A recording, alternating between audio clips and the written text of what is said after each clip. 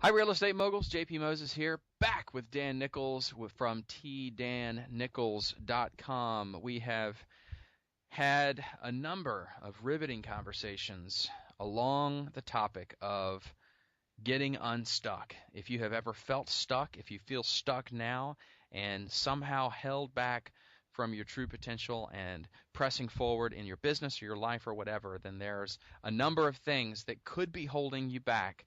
And we call these things core stoppers. That's a term I just learned from Dan when we started this series. By the way, if you haven't had a chance to listen to the previous lessons in this series, or to watch them rather, please make sure and make the investment of time in yourself to consume them. They're right here. There should be links on the lesson here.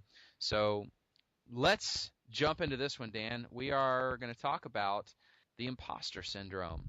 All right, excellent. So the one thing on the imposter syndrome, I want everybody to know, I took a lot of psychology classes in college, and this would be one that would be relatively pretty much mainstream psychology, whereas the other issues that I address, like the hidden caste and the Fulb syndrome and the OMT paradox, those are not things that you would tend to hear in your kind of the world of academia. It would be, you just wouldn't hear them.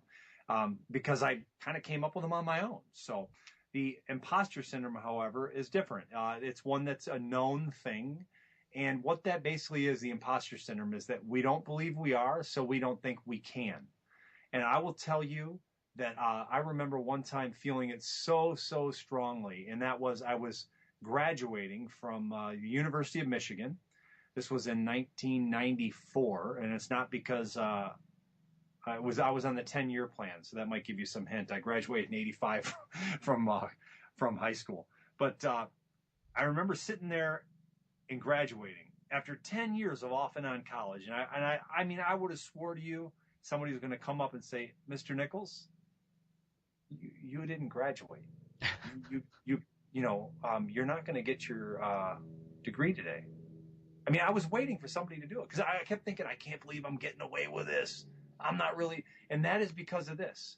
I never, ever in my life, growing up as a child, because I wanted to be an entrepreneur when I was in junior high. I was not going to go to college. No way, not me.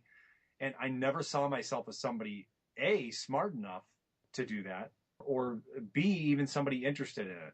And the fact that I was graduating from there, especially from U of M, one of the, big, at least here in Michigan, it's a pretty big deal. That was a huge accomplishment. And it was like it was yesterday. I could tell you I felt like that. And I also remembered as a real estate investor. I remember when I finally decided I was going to be a real estate investor, what that meant was I was somebody that invested in real estate.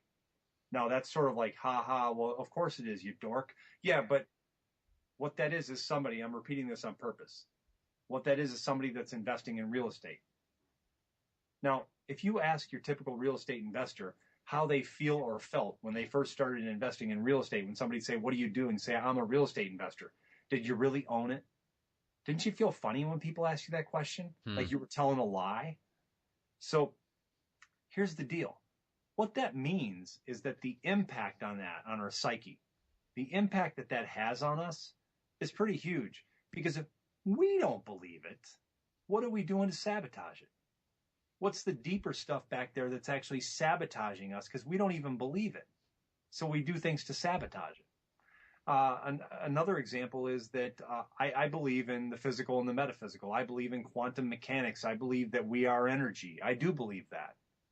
And I believe that when we resonate what we are to the universe, if you will, and this might be gooey and metaphysical and esoteric to you all, but when we can't take our convictions and be that thing, we have a really weak signal.